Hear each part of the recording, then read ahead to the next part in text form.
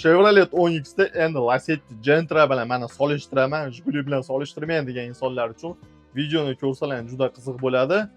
Onix bilan Lacetti Gentrani, ya'ni Lacetti'ni KPD'sini solishtiramiz. Birinchi bo'lib KPD nima edi bizda? Foydali ish koeffitsiyenti. Shu narsani solishtiradigan bo'lsak, Onix'niki anchada yuqori bo'ladi. Injenerlar, AT'lar bu mashinani kuzovini yengil qilish uchun metallni yupqaroq qilishgan. Bunaqa kuzovli mashinaga kichik hajmli motorni tiqsa bo'ladi.